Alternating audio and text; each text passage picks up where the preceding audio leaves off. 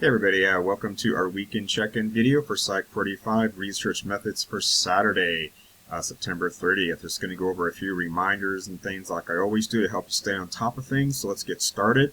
First up here is that our Unit 2 is almost done there. So the last thing you have to do if you haven't done it already is your mind tap assignments there, because our Unit 2 exam opens up this coming Monday through Wednesday, October 2nd through October 4th there. So just kind of keep that in mind. Don't forget you have a study guide to help you prepare for that exam at the bottom of Unit 2.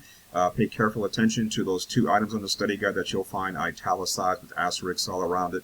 That's going to be the content that your two short answer essay questions will be based on, just like you saw for the first unit exam there. And so these questions this time have to do with characteristics of probability and non-probability sampling. And by the way, there are 3 characteristics for each.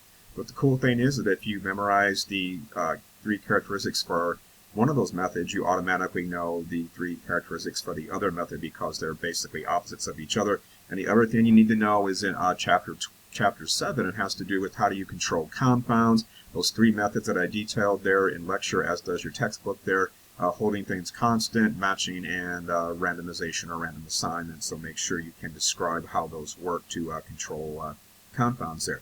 Otherwise, everything's the same, just like your first exam. There's 50 questions. You get 60 minutes to work through the exam there, so once the clock starts, it doesn't stop, so make sure you pace yourself accordingly. And do be careful when you answer those essay questions not to just copy and paste information from your textbook or from some psychology-related website or use an AI generator. I'll know if you do those things and you lose points, and so please be careful. That's in the instructions and also under the cheating and plagiarism policy on our syllabus. So if you stay signed up in the course and remain enrolled in the course, you agree to those policies, so I will hold you to those if you do violate those, so please be careful.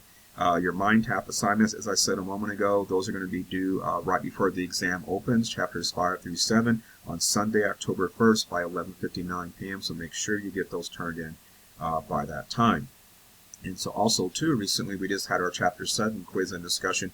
I was really impressed by some of the candor and remarks that you used regarding that what would you do video there. It's a pretty powerful video, but it's also a great example of a field study and its pros and cons. So I was really pleased to see the effort that a lot of you put in there, so kudos for that.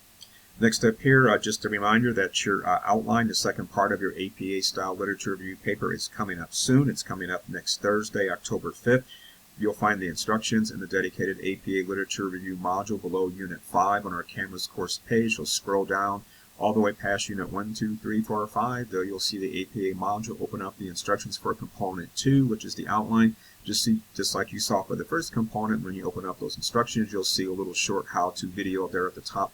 Please make sure you watch that. It's about 10 minutes, and I have screenshots and narration and just show and tell you and walk you through everything you need to know and all the resources available on that instruction page to help you out. So it will really answer a lot of your questions and make your life easier. So please do check that out there. Make sure you incorporate any feedback you got from Part 1 there. A number of you had some issues with the APA style and formatting of your 10 references, so make sure you remedy those. And the feedback I gave you for Part 1, it's pretty detailed feedback, and it tells you pretty much exactly how to fix those problems, so make sure that you fix those problems. I don't want to see you get deemed for the same mistakes the second time around, so do clear those up there.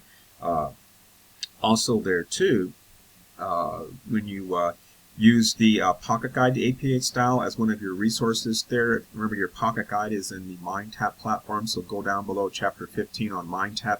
You'll see the Pocket Guide there, and what's nifty about the Pocket Guide there in Chapters 5 and 8, at the beginning of each of those sections there has a little section of how you format a reference for a psychology journal. Well, right below that, you'll also see there's what's called an in-text citation or something very similar to that. It shows you what the citation will look like.